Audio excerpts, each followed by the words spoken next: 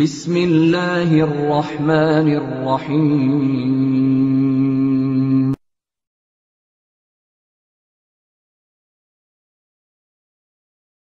আসসালামু আলাইকুম রহমতুল্লাহি ওয়া বারাকাতুহু। এক সম্মানিত ভাই জানতে চেয়েছেন নবী রাসূলগণ কি বিচারের সম্মুখীন হবেন। সম্মানিত ভাই, নবী রাসূলগণ সর্বশ্রেষ্ঠ মানুষ, এর মধ্যে কোনো সন্দেহ নেই। আর আমাদের নবী মুহাম্মদ রাসূলুল্লাহ সাল্লাল্লাহু আলাইহি সাল্লাম সমস্ত নবী রাসূলদের শ্রেষ্ঠ রাসূল, এর মধ্যেও কোনো সন্দেহ নেই। তবে কোনো বিদ্বানগণ বলেছেন যে কিয়ামতের দিন সকলকে বিচারের সম্মুখীন হতে হবে। তারা সূরা আরাফের ৬ নম্বর আয়াত থেকে দলিল পেশ করেন।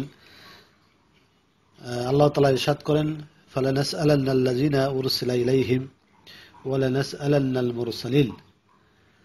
যতপর আমি তাহাদিগকে অবশ্যই জিজ্ঞাসা করিব যাহাদের নিকট রসুল পাঠানো হয়েছিল, এবং আমি রসুলগণকেও জিজ্ঞাসা করিব।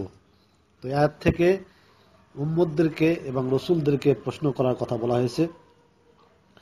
তো এই আয়াত থেকে ফখরুর রাজি তার তাফসীর গ্রন্থে আল্লাযীনা উরসিলা ইলাইহিম দ্বারা উম্মতদেরকে বোঝানো হয়েছে, অর্থাৎ তাদেরকে প্রশ্ন করা হবে। অল মুরসালিন দ্বারা নবী রাসূলদেরকে বোঝানো হয়েছে, অর্থাৎ উম্মত এবং রসুলদেরকে উভয়দেরকে প্রশ্ন করা হবে, এখান থেকে সাব্যস্ত করা হয়েছে। তো জমহুর উলামায়ে কিরামদের নিকট হচ্ছে নবী রাসূলদেরকে কিয়ামতের দিন বিচারের সম্মুখীন করা হবে না। তো তারা এই আয়াতের যে নবী রাসূলদেরকে প্রশ্ন করার কথা বলা হয়েছে, এখান থেকে বলতেছেন ওয়ালাইসা হাযা সওয়াল তাওবীখুন ওয়া তাকরীরুন, যে এই সওয়ালটা, এই প্রশ্ন করাটা, এটা কোনো তিরস্কার ভৎসনামূলক কোনো প্রশ্ন নয়। বাল হুয়া লিইকামাতিল হুজ্জা আলা মান খালাফাহুম, অর্থাৎ যারা রিসালাতকে অস্বীকার করে, নবুওতকে অস্বীকার করে, এটা তাদের জন্য দলিল হিসাবে এই প্রশ্নটা করা হবে। অর্থাৎ এই প্রশ্নটা আমল নামার জন্য প্রশ্ন নয়, এই প্রশ্ন হচ্ছে নবুওত রিসালাতটাকে প্রতিষ্ঠা করার জন্য। যারা অস্বীকার করেন তাদের বিরুদ্ধে এই প্রশ্নটা করা হবে। আল্লাহ সুবহানাহু ওয়া তাআলা সূরাতুল ফাতিহার ২ নম্বর আয়াতে বলেন, লিয়াগফিরা লাকাল্লাহু মা তাকাদ্দামা মিন যামবিকা ওয়া মা তাআখার।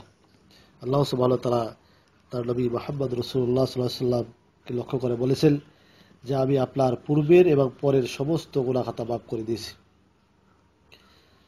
তো আল্লাহ সুবহানাহু ওয়া তাআলা তার রাসূল, তার নবী মুহাম্মদ রাসূলুল্লাহ সাল্লাল্লাহু আলাইহি ওয়াসাল্লামের জীবনের আগের পরের সমস্ত গুনাহ খাতা মাফ করে দিয়েছেন।